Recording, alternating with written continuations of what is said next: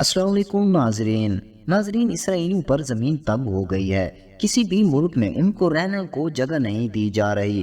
اسرائیلی فوجی ٹھکانوں اور اسرائیلی قصبوں پر درجنوں anti tank guide missile, rocket اور مارٹر فائر کیے جا رہے ہیں، جبکہ بندوق برداروں کو اسرائیل میں دراندازی کے لیے بھیجا جا رہا ہے۔ لبنان کی سرحد پر اسرائیلی فوج نئے محاذ کی تیاری میں مصروف ہے۔ سرحدی علاقہ فوجی اڈے میں تبدیل کر دیا گیا ہے، قصبوں اور دیہاتوں کو خالی کرا دیا گیا ہے۔ اسرائیلی فوج حزب اللہ کے ٹھکانوں پر بمباری کر رہی ہے۔ حماس نے بھی تحریک کا اتنا بڑا جال بچھایا ہے کہ امریکہ نے بھی جواب دے دیا ہے، اور نہ صرف جواب دیا بلکہ امریکہ نے تو باقاعدہ بتا دیا کہ اب ہم مزید اسرائیل کی مدد نہیں کر سکتے۔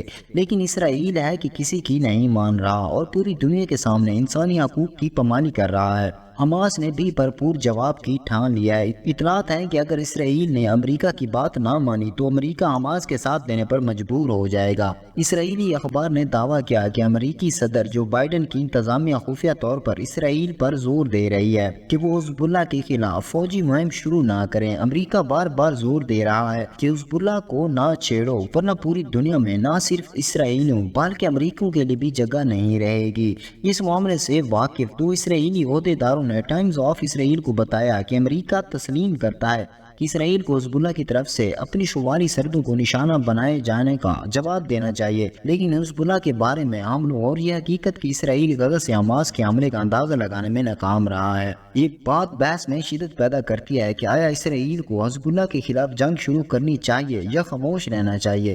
اسرائیلی حکام نے کہا کہ امریکہ نے اسرائیل کو خبردار کیا ہے کہ وہ حزب اللہ کی کارروائیوں کے خلاف اپنے فوجی رد عمل میں محتاط رہیں، اور یہ وضاحت پیش کی کہ لبنان میں IDF کی غلطی سے بہت بڑی جنگ چھڑ سکتی ہے۔ انتظامیہ کے حکام نے حالیہ دنوں میں اسرائیل کو اشارہ دیا کہ